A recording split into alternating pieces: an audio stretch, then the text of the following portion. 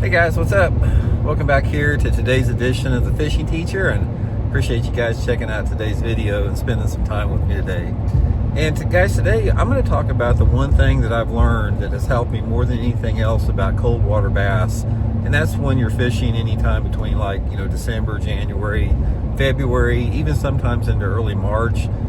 There's one predominant thing that sort of stands out head and above anything else. I want to get into today's video and definitely think it's going to help your guys' cold water bass fishing success here.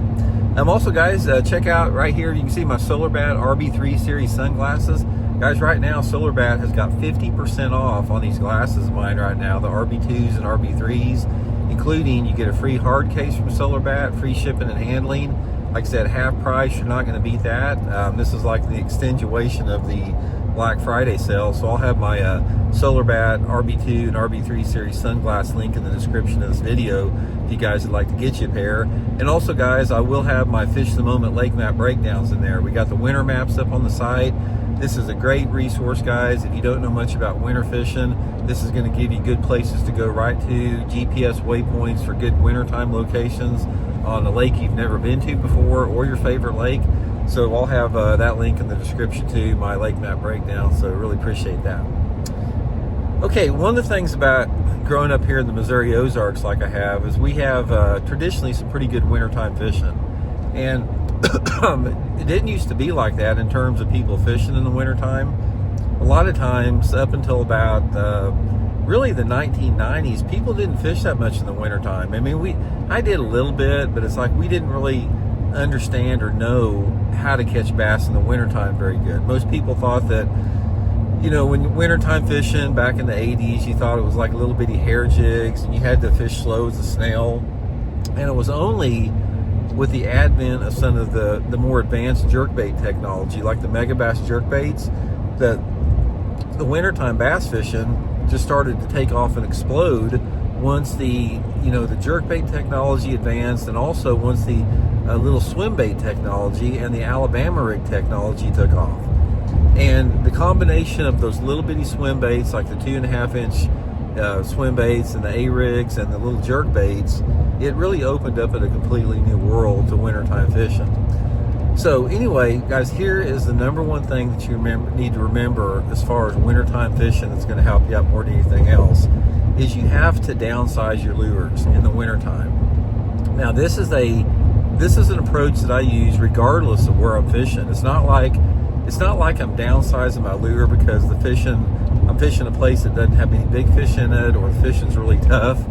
It's that in the winter time of the year, I have found personally in my own fishing experience that bass just want smaller baits, and I catch a ton more fish on smaller baits.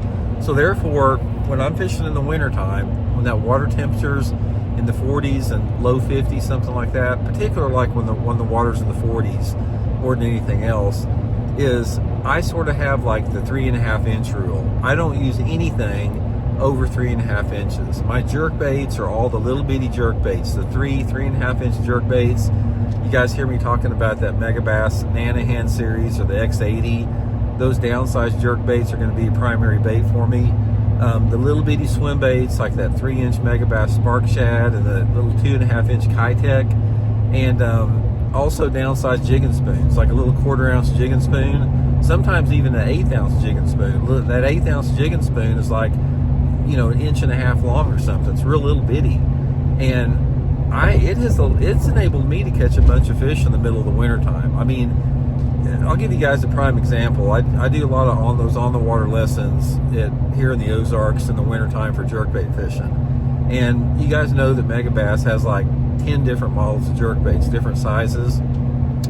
If you and I would go down like to Table Rock Lake or Bull Shoals or something like that, and you tie on the typical, like the Megabass Vision 110, which is a 4.5 inch jerkbait, and I put that little bitty Nanahan on, or that little X80 that's like 3 inches long, you can't compete against the little jerkbait. That little jerkbait will beat you in size and in numbers of fish over the larger jerkbait every single time.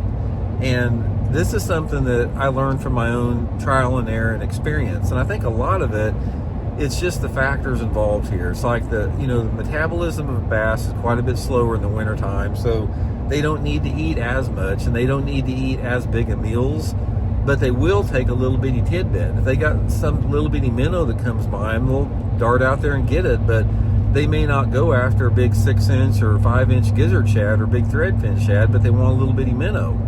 And it's just sort of the same also with jigs. I catch a lot of fish in the wintertime on finesse jigs, but I can't catch them on a full-size jig. They want a downsized, smaller profile jig.